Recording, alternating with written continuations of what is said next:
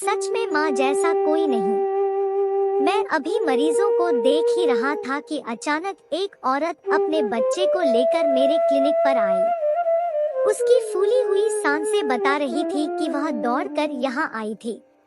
बच्चे को पलंग पर लिटाकर वह जल्दी से मेरी ओर मुड़ गई। इससे पहले कि वह मुझसे कुछ कह पाती, मैं जल्दी से उठा और उस बच्चे की जांच करने लगा। उसे गले में इन्फेक्शन के कारण तेज बुखार था। बुखार के कारण बच्चे की आंखें भी नहीं खुल पा रही थी। मैंने उसकी पूरी जांच के बाद उसे आवश्यक दवाई दी। इंजेक्शन लगाकर ड्रिप लगाई गई। इस समय वह औरत बेचैन सी अपने बच्चे के चारों तरफ घूम रही थी।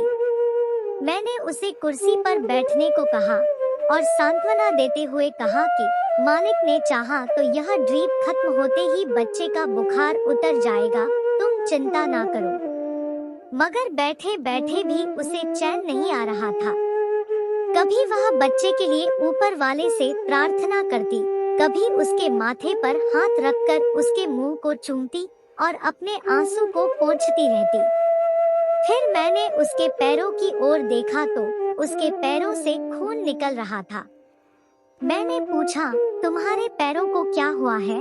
तब उसने अपने पैर की ओर देखते हुए उत्तर दिया, सड़क पर बहुत ज्यादा भीड़ थी और सवारी का इंतजार करने में देर हो जाती, इसलिए मैं भागी भागी ही आपके क्लिनिक पर आ गई। आपका क्लिनिक मेरे घर के पास है।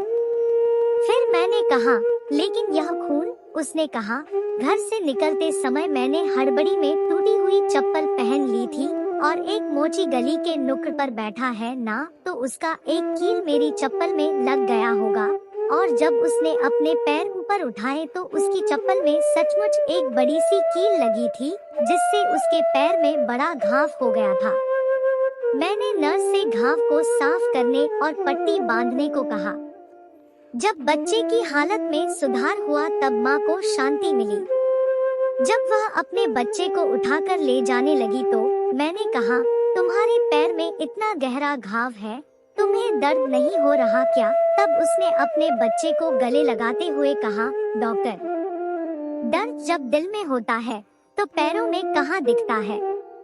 अब मेरा बच्चा ठीक हो गया है तो दिल में इतना सुकून है कि पैर का दर्द महसूस ही नहीं हो रहा है।